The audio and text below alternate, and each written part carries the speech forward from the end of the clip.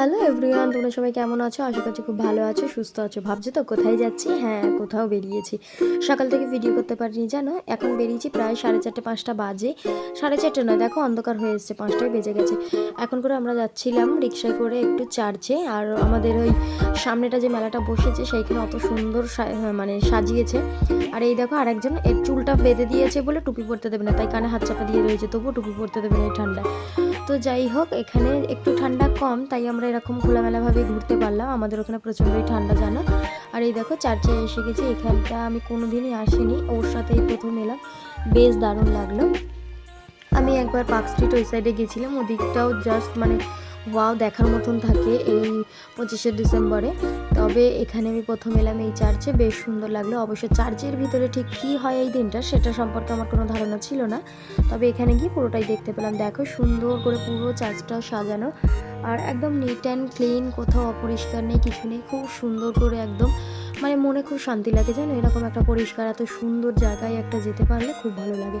তো ওখানে গিয়েও আমরা কিছু ফটো নিচ্ছিলাম, কিছু ভিডিও নিচ্ছিলাম, একটু ঘোরাঘুরি করছিলাম। আমরা না একটু ফুল খোঁজার জন্য এদিক ওদিক গিয়েছিলাম, একটু ফুল দেবো বলে। তো আমি সেটা জানতাম না, যেহেতু আমি যাই না। তো সোমা সবসময় যায়, মানে প্রতি বছর এই দিনটায় যায়, রোজ দেয়, ক্যান্ডেল দেয়। তো সেটার জন্যই আমরা 3 জনে 3টে রোজ নিয়েছি, আর ক্যান্ডেলও নিয়েছি। তো সৃজু যেহেতু নিজে থেকে জ্বালাতে পারে না, তাই আমরাই ওকে ধরে ধরে করে দিয়েছিলাম। আর আমরা দেখো ওই দিক থেকে এন্ট্রি নিয়েছিলাম, তবে এদিক থেকে বেরোনোর পথ বলে এদিক থেকে এলাম, জুতোটা ওই দিকেই ছিল, তাই আমরা আবারও সেই ফ্রন্ট সাইডে একদম যাচ্ছি, যেখানে আর কি জুতো রয়েছে, ক্যান্ডেল দেবো, সব কিছু ওদিকটাতেই। এই পিছনের দিকটা দিয়ে আমরা বেরিয়েছিলাম। আর এই যে দেখো গেটটা এইটা, তো ভিতরটা খুবই সুন্দর, আর চারিপাশটা আজকে খুব সুন্দর করে সাজানো ছিল। আর আমি কোথাও গেলে আমার সঙ্গে কেউ থাকে না বলে ভিডিও করা সেরকমভাবে হয় না, তবে আজকে ও ছিল বলে ও বললো যে চল আমি আজকে একটু ক্যামেরাটা ধরে দিচ্ছি। দেন আমরা ওখান থেকে পুরোটা ঘুরে নিয়ে চলে এসেছি এখন ওখানে ক্যান্ডেলের সামনে, মানে যেখানটা ক্যান্ডেলগুলো দেবো। আর এখানে না ওই যে দুটো স্ট্যান্ড, দুটো না 3টে ছিল জানো, এত পরিমাণে গরম লাগছে, মানে তাপটা আসছে। মোমবাতিটা দিয়ে মানে ঘুরিয়ে আনছি তো ভালো, কিন্তু ওখানে লাগানো মুশকিল। তো যাই হোক, সৃজুকে এখন প্রথম গোলাপটা দেওয়া হয়েছে, আর ও তো কিছু জানে না যে কী করবো না করবো, তাই আমি ওর হাতটা ধরে এখানে দিতে বললাম।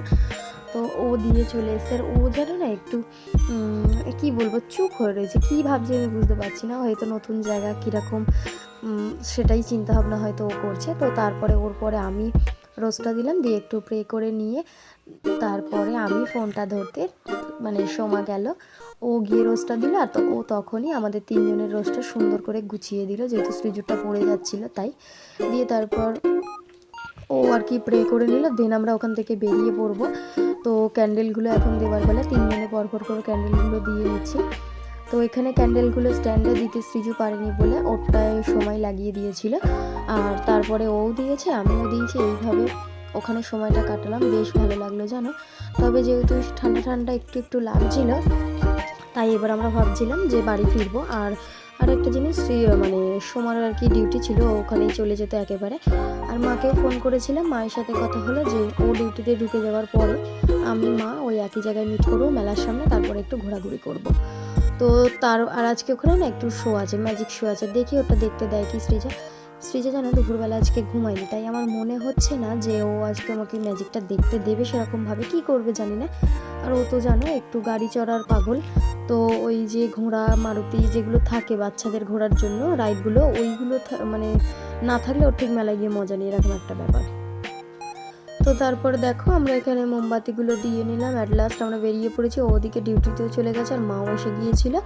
আর মায়ের সাথে প্রথমে এসে ও আগে লাস্সি নিল, ও এই নিয়ে 2-3 দিন একই জিনিস নিচ্ছে এই লাস্সিটা, তবে পুরোটা শেষ করতে পারে না, তারপরে মাকে দেয়। তারপরে আমরা এখানে এসেছিলাম স্প্রিং পোটাটো ট্রাই করতে, কারণ এটা মানে আমি কোনোদিনই নিইনি, কীরকম হবে সেটা চিন্তা ভাবনা করি। তো ভাবলাম না আজকে একটু ট্রাই করে দেখি, বেশ ভালোই ছিল জিনিসটা জানো।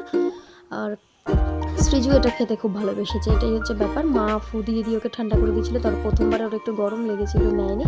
তারপরে মা আরও নিয়েছিল, সাথে আমি একটু ট্রাই করেছিলাম, বেশ ভালোই লেগেছিল। তো যাই হোক, তারপরে ম্যাজিক শো শুরু হলো। আর তার সাথে সাথে ওই যে তোমাদেরকে বললাম সৃজু ঘুমায়নি দুপুরবেলা, তাই ওর অন্যায়টাও শুরু হয়ে গেল। ম্যাজিক শো শুরু হওয়ার মধ্যেই ওর প্রথম থেকেই একটাই কথা যে আমি বাড়ি যাবো, আমার ঘুম পাচ্ছে, কোনো মতেই দাঁড়াতে চাইছে না।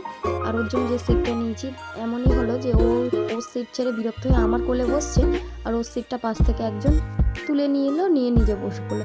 তো যাই হোক, আমার তো কিছু বলার নেই, কারণ যেহেতু সৃজুই বসেছিল না। তো দেখো এইরকমভাবে প্রচণ্ড বিরক্ত করছিল। ম্যাজিক শোটা অনেক কষ্টে দেখেছি, এটা অল্প সময়ের জন্য বলে দেখতে পেরেছি, নইলে দেখতে দিত না, এত পরিমাণ বিরক্ত করছে। তারই মধ্যে ওকে নিয়ে যেতে হয়েছিল এই গাড়ি চড়ানোর জন্য, কারণ ও একবার যেই গাড়িটা দেখতে পেয়ে গিয়েছিল, আগের দিন বসেনি, তবে পাগল করে দিয়েছিল। তো দেন আমরা বাড়ি চলে গেলাম। তো আজকের মতো এই অবধি, নেক্সট ভিডিওতে আবার দেখা হবে।